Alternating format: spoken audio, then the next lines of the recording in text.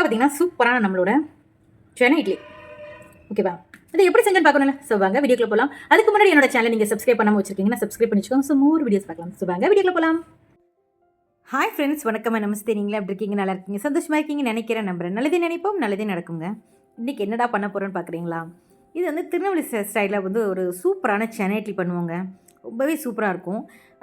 இது வந்து பார்த்திங்கன்னா சிறு பச்சை பயிர் சொல்லுவோம் இல்லையா, அந்த பச்சை பயிர் சிறு பயிர் சொல்லுவோம் இல்லையா, அதை வச்சு பண்ணுற டிஷ்ஷு. அது ரொம்பவே டேஸ்டியாக இருக்கும். இது வந்து நாங்கள் வந்து பண்ணுறது வந்து சென்னை இட்லின்னு இதுக்கு பேர். ஸோ இது இந்த சென்னை இட்லியை வந்து எப்போ கொடுப்பாங்கன்னா, இங்கே இருக்க திருநெல்வேலி சைடில் வந்து கன்சீவாக இருந்தாங்கன்னு வச்சுக்கோங்களேன், அந்த நேரம் கொடுப்பாங்க. ஸோ குழந்தைக்கு வந்து நான் வந்து இதை கடலைப்பருப்புலேயும் பண்ணலாம். பட் நான் வந்து இன்றைக்கி பாசிப்பயிறு இருக்கு இல்லையா, அதை வந்து வேக வச்சு எடுத்திருக்கேன். அவங்களுக்கு வந்து இந்த பாசிப்பருப்பை கொடுக்கும்போது அவங்களுக்கு வந்து கேஸ் எதுவும் ஃபார்ம் ஆகாமல் நல்லா இருக்கணும், உடம்புக்கு வந்து பேலன்ஸாக நல்லா இருக்கணுங்கிறதுக்காக வந்து இதை வந்து நாங்கள் செஞ்சு கொடுப்போம் இங்கே.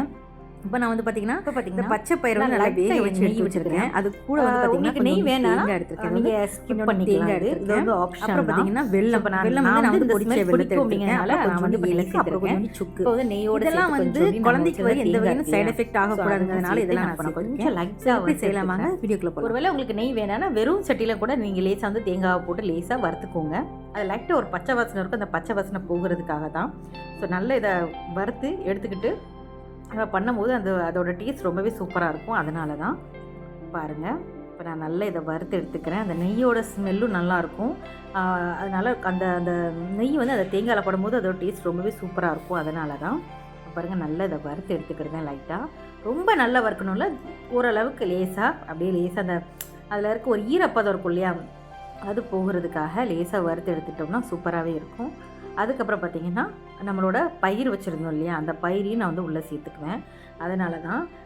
ஸோ அதனால் ரொம்பையும் போட்டு இதை வறுத்து நம்ம இதாக்க வேண்டாம், ரொம்ப ரொம்ப முருகலாக வந்து வறுக்க வேண்டாம். ஸோ நார்மலாக ஓரளவுக்கு வறுத்து எடுத்துகிட்டு நான் வந்து இதில் பயிர் சேர்த்துக்கிறேன்.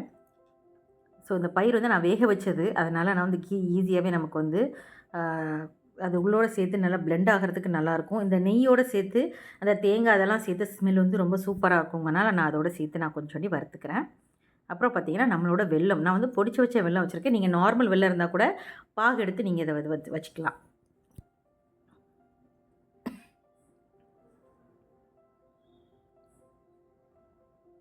இப்போ நல்ல அந்த வெல்லத்தோடையும் சேர்த்து நான் ஒரு 6 ஸ்பூன் அளவுக்கு தான் எடுத்திருந்தேன். அதனால் நான் வந்து நல்லா சூப்பராக இதோடு சேர்த்து ஒரு லைட்டாக கொஞ்சம் கிளறிட்டு நான் என்ன செய்ய போகிறேன்னா, இப்போ நல்லா இதை ஒன்றா ஃபுல்லாக நல்லா மிக்ஸ் பண்ணி எடுத்துகிட்டு ஒரு அரை கிளாஸ் அளவுக்கு நான் வந்து இதோடு சேர்த்து நான் தண்ணி விட போகிறேன்.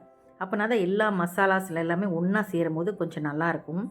அந்த பாகு பதம் மாதிரி இருக்கும் இல்லையா, அப்போ தான் அந்த பயிரில் வந்து அந்த இனிப்பு போய் இறங்கும் போது சாப்பிட ரொம்ப டேஸ்ட்டாக இருக்கும். அதனால தான் இப்போ பார்த்திங்கன்னா சூப்பராக நம்ம அதெல்லாம் சேர்த்து மிக்ஸ் பண்ணியாச்சு. இதோடு சேர்த்து கொஞ்சோண்டு ஏலக்காய் தூளும் கொஞ்சோண்டு சுக்கு தூளும் நான் சேர்த்துக்க போகிறேன். அப்போ தான் இந்த டேஸ்ட் வந்து நல்லாயிருக்கும். வயிற்று உபாதைகள் ஆகக்கூடாதுங்கிறதுக்காக தான் இது நம்ம எல்லாத்தையும் ஒன்றா மசாலா வந்து எல்லா வெல்லம் எல்லாத்தையும் ஒன்றா நல்லா கலந்து வந்துருச்சு. அதனால் நான் கொஞ்சம் நம்மளோட பூர்ணம் வந்து ரெடி ஆயிடுச்சுங்க. ஸோ இந்த பூர்ணம் வந்து நம்ம கொஞ்சம் ஆறணும்.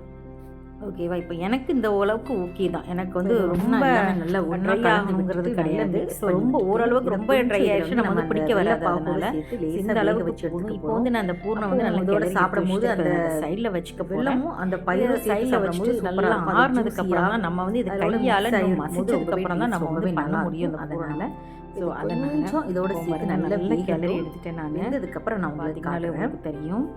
இப்போ கொஞ்சம் அந்த கரண்டியால் மசிச்சு விட்டுறேன். சீக்கிரத்துக்கு என்னாலும்னா அந்த ஜூஸ் வந்து நல்லா அந்த பயிரில் வந்து இறங்கி அடுத்த ஸ்டெப் பண்ண வந்து அப்படி சும்மா நான் வந்து எதுக்காக மாறி மாதிரி கிளறி விட்டுட்டு இருக்கேன்னா, இதை நான் வந்து செஞ்சுட்டு கீழே வந்து நான் வச்சுருக்க ஆரிச்சு பேன் வந்து பார்த்தீங்கன்னா நல்லா ஹீட்டாக இருக்கும். ஸோ அடி எதுவும் பிடிச்சிடக்கூடாதுங்கிறதுக்காக லேசாக நல்லா அந்த பயிரெல்லாம் நல்லா எனக்கு வந்து வெந்திருக்கு. ஓகேவா? அதனால் அப்படியெல்லாம் பேசலாம். ஓகேவா? ஸோ இது கொஞ்சம் ஆறுது. நான் ரொம்ப பெரிய உருண்டை பிடிக்க மாட்டேன், ஏன்னா இப்படி கூட ஸ்டஃபிங் தான் நம்ம வைக்க போகிறோம். அப்படிங்கிறதுனால இதை வந்து நார்மலாக கடலை பருப்பு நம்ம செஞ்சால் அது ஒரு டேஸ்ட் இருக்கும், இது ஒரு டேஸ்ட் இருக்கும். நான் சின்னதாக தான் பிடிக்கிறேன். சின்ன சின்ன உருண்டைகளாக நம்ம பிடிச்சி வச்சுக்குவோம். இந்த மாதிரி உங்களுக்கு எத்தனை உருண்டை வேணுமோ அத்தனை உருண்டை நீங்கள் என்ன செஞ்சுக்கோங்க, பிடிச்சி வச்சுக்கோங்க. இப்போ என்னோட பாத்திரத்தில் நான் ஒரு 5 இட்லி தான் வைக்க முடியும். அப்படிங்கிறனால நான் வந்து ஒரு 5 இட்லிக்கு தகுந்த மாதிரி ஒரு சின்ன சின்ன உருண்டைகளாக பிடிச்சி வச்சுக்கிறேன்.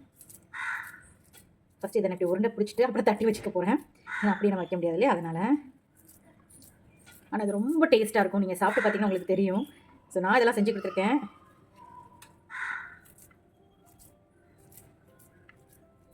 ஒவ்வொரு இடத்துல ஒவ்வொரு மாதிரி செஞ்சு கொடுப்பாங்க. ஒரு சிலவங்க 5வது மாதத்துல செஞ்சு கொடுப்பாங்க.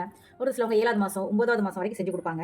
அது ஏன் எதுக்காகனா இது வந்து நம்ம அன்னிமார்களை வந்து செஞ்சு கொடுக்கணும் அப்படிங்கிறதுக்காக, இனிப்பாக செஞ்சு கொடுக்கணும் அப்படின்னு சொல்லிட்டு ஹஸ்பண்ட் அவங்க வீட்டில் இருந்து செஞ்சு கொடுப்பாங்க. ஸோ இந்த பூரணம் வந்து ரொம்ப டேஸ்ட்டாக இருக்கும். அதனால ஸோ வாங்க அடுத்தது இட்லி வைக்க ஆரம்பிச்சிடலாம். இது வந்து இப்போ உருட்டி வச்சிருக்கிறது வந்து நான் என்ன செய்வேன்னா, அதை இருக்கா இப்படி தட்டி வச்சுக்குவேன். அப்படின்னா தான் நம்ம இட்லி ஊற்றிட்டு இதுக்கு மேலே மாவு ஊற்றும் போது கரெக்டாக இருக்கும். அதனால் இதை உருட்டி வச்சிருக்கிறேன். அதுக்கப்புறம் நம்ம அதில் உள்ளே வைக்கும் போது நம்ம தட்டி உள்ளே வச்சுக்கலாம் அப்படின்னு சொல்லிட்டு.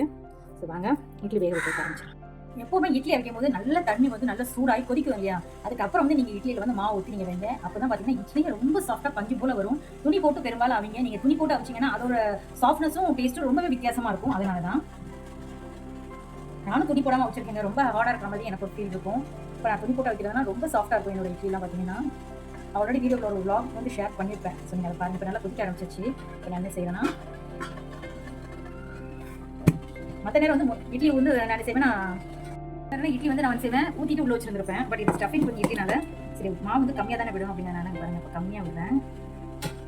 எதுக்காக இந்த கம்மியாக விடுறோம்னா, நம்ம ஏற்கனவே பூரண வேற உள்ள வைக்க போகிறோம். அதுக்கு மேலே மாவு ஊற்ற போகிறோம். அதனால நான் கம்மியாக விடுறேன். அரை கரண்டி விட்டுக்கோங்க. இப்போ வந்து நம்ம வச்சிருந்தோம் இல்லையா அந்த பூரணம், இதை வந்து இதுக்கு மேலே வச்சிருக்கோம்.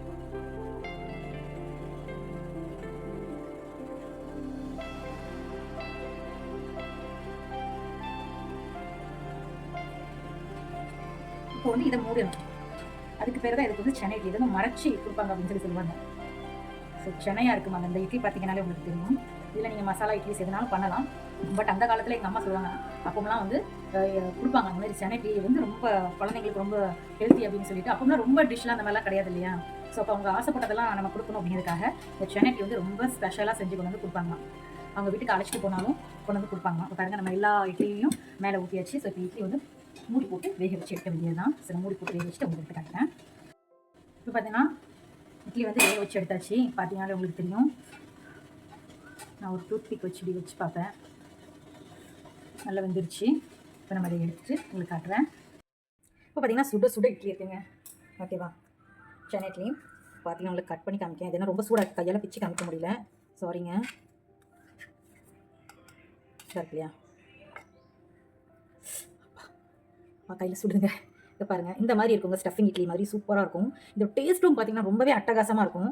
ஸோ அதனால் பார்த்தீங்கன்னாலே உங்களுக்கு தெரியும், அந்த இனிப்பு வந்து கரெக்டாக பேலன்ஸாக இருக்கிறதுனால அந்த இட்லி கூட சாப்பிடும்போது ஒன்றுமே தெரியாது. ரொம்ப சூப்பராக அது ஒரு ஸ்வீட் சாப்பிட்ட மாதிரி தான் இருக்கும். கையில் ரொம்ப சுடுங்க, சாரிங்க. பாருங்கள்.